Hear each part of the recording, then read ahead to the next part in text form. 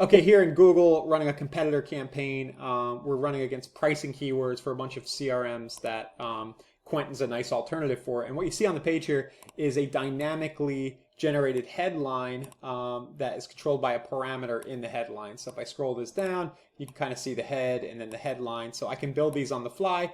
I used to do this in WordPress with a plugin. Now I'm just using Replit to build out these sites and then telling Replit that I want to pull a parameter in, just describing what I want it to do, build the headline from the parameter. So I can do the headline, subheadline, and then what you saw here, maybe you caught this, was that we've got low quality scores, which I expected, but the initial pass at this was to see if there was traffic available. So this has been running for about 2 days. I'm seeing about 290 impressions, 226 impressions. We got a few clicks, fine. Really low quality score. Google doesn't love the page. We're paying, it's expensive per click, 28 bucks per click, $33 per click. Not ideal. That's probably what it's got to be, though, something in that range for what we're doing here. But I know that I can bring this cost per click down and get nice conversions if I make the landing page more relevant to the ad. So what I'm going to do is I'm going to take this parameter-based headline URL and I'm going to do per keyword final URLs. So you see what I did there? I pasted this in. I could even do a different one for mobile, but this is pretty mobile optimized. So now if somebody clicks through here, they're not going to see the base domain, which is just quentin.us. They're not going to see that, right? They're going to see the new kind of dynamic thing that talks about the keyword they were typing in. And I've got constant contact with pretty good pricing.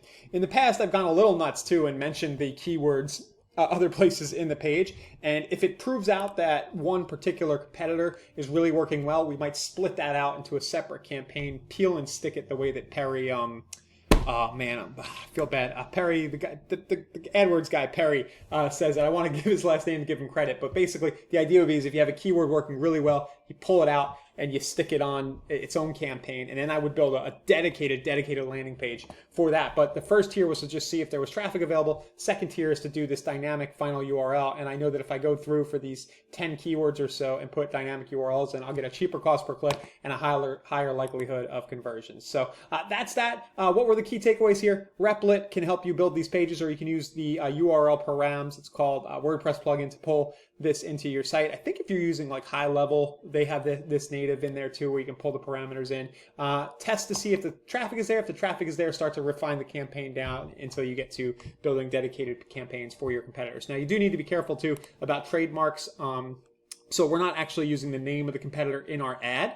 I think you can get away with that sometimes, but I've stopped doing that. I'm just basically having us show up for the search itself. And then pulling in, to the final URL. So Quentin.us or Quentin.com. US is the US version that I built. Quentin.com is the German engineered version. It's a really cool marketing automation platform if you want to check it out. Integrates with pretty much everything. Does really good email marketing. Just has a lot of great functionality. And if you're paying too much money for something like a HubSpot, or you're just frustrated with a go high level and you're looking for a good CRM marketing automation platform, you definitely want to check out a free trial of Quentin today. And then you can go ahead and click the link somewhere in this video to subscribe if you want to get more videos like this related to marketing automation and other similar topics.